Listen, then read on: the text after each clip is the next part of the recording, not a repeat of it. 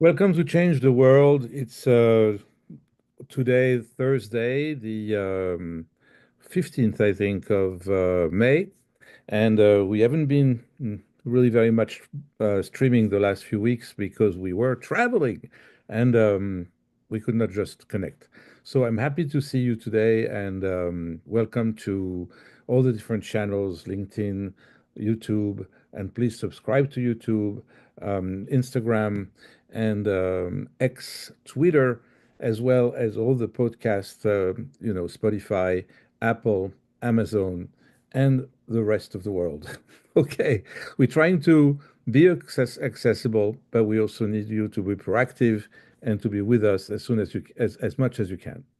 Today, it's going to be a short one, but I just wanted to talk to you about something that, of course, represents a trend, because if my clients are bringing those topics, it's probably something that happens out there in the world. And it is about organizations that they flatten their organizations. That means they are trying to cut different layers of management to make it flatter. I don't believe that's the intention, really, because those organizations are very pyramid-like, and a lot of different levels of management and and hierarchy that makes that argument a little bit weak, I have to say the truth. Um, I'd never take a position more than another. I do not share an opinion. I'm just saying, in general, when there is a layoff, right, it's an economical position. It's something that has to do with money, it has to do with budgets, it has to do with realization, because we're all human beings, and even large organizations, more than others, sometimes have to realize things a little late in the process. It's reactive, it's not proactive. And when it's reactive, of course, nobody understands. There is no good excuse, there is no good reasons. So why looking for one other than saying to yourself, well, don't take it personally. Certainly don't imagine 1 second that it is because of your performance, because most of the time it's not. And if it would have been a problem of performance, you would have known about it. Your supervisor would tell you in a review meeting or in any kind of other settings that performance is on play, and they will probably give you opportunities to improve. When you get to this performance PIP status, that's not a good sign. But in general, you're an employee. You belong to you don't belong. You're part of a system. You're not, in fact, very clearly, you don't belong to the system. I think the main theme here is your autonomy and your ability to be independent and get enough self-confidence in yourself, right? And be completely comfortable that you are in a market and not in a company. You're loyal, you are totally have full integrity to the company that employs you, but you know about this temporary kind of situation, this weak relationship there is between an employee and an employer.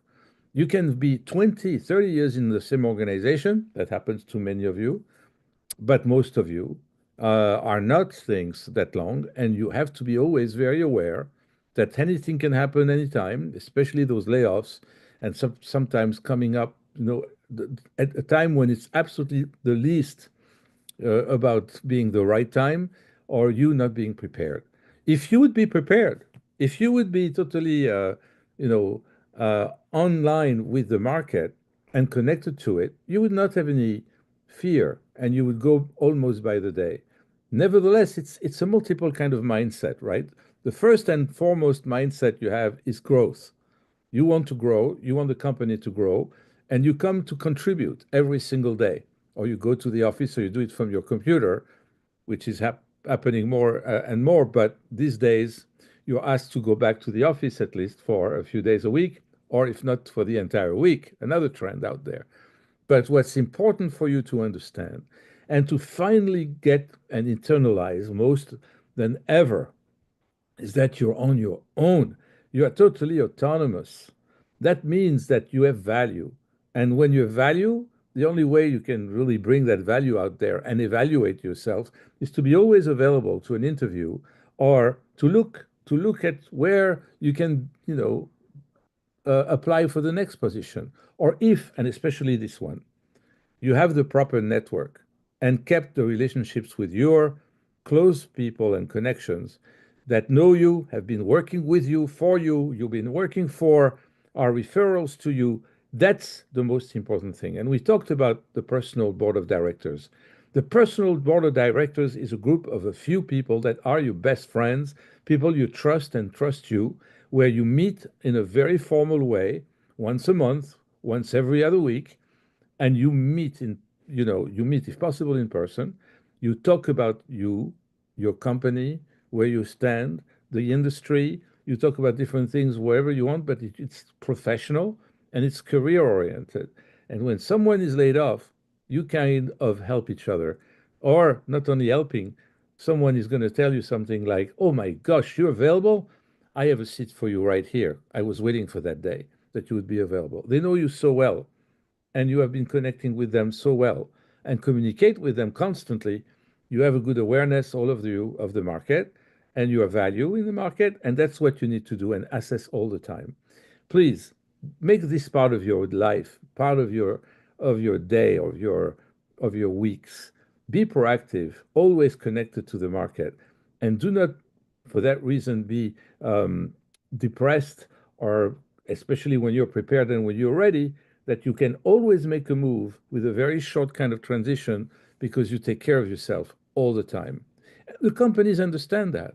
The first time when I moved to this country from Europe, the thing that shocked me, because it was really a shock culturally, was to see people online always, or I don't know if it was online back then, but it was definitely looking at the market and being always on the phone, or being going or making an appointment for an interview.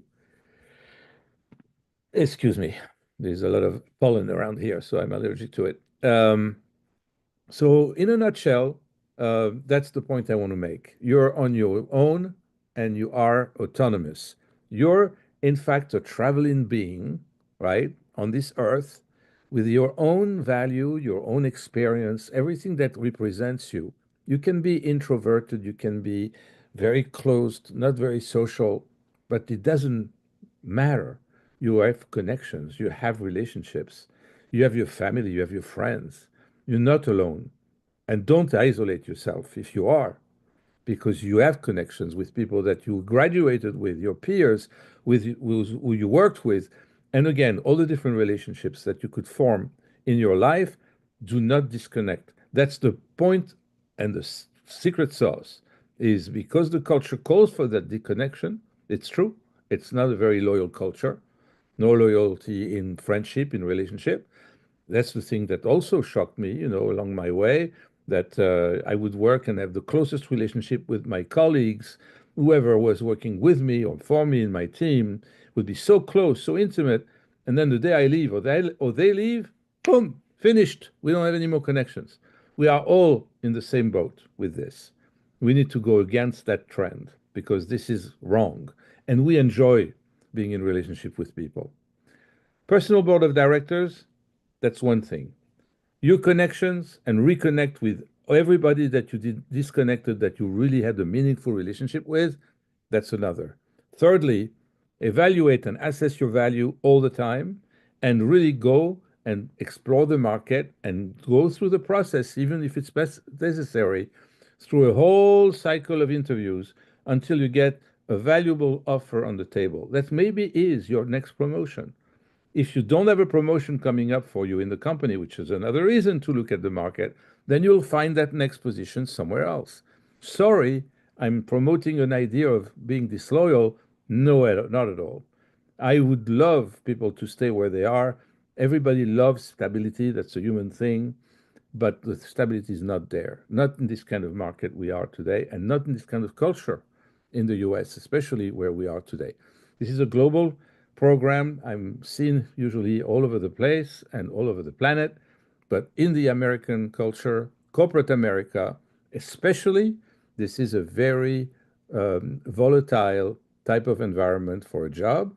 It doesn't make people stick too much, but it's funny, you can, if you have the right mindset, a growth mindset, integrity, loyalty, yourself, you have these values, and it's part of your core values, this will last, it will stand, it will be there.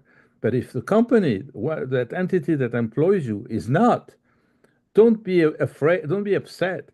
They have sometimes a realization of those things in a very immature way, seriously, realizing that they have to lay off people because the numbers are not matching their budgets or what their expectations were. And they realize this too late. There was this crazy hiring spree during COVID. After that, of course, 2, 3 years later, boom, it was going down.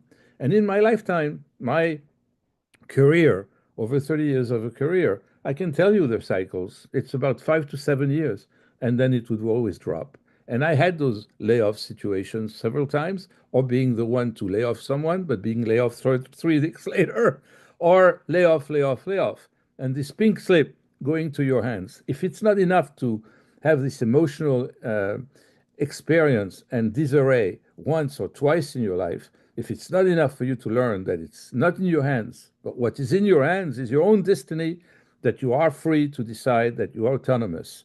You're the one who makes your decisions. That's who you own your destiny is you, and you should take care of it all the time. Your insurance policy for a job is to be constantly connected to the market, to your relationships, and understand that you always have to be ready for your next move.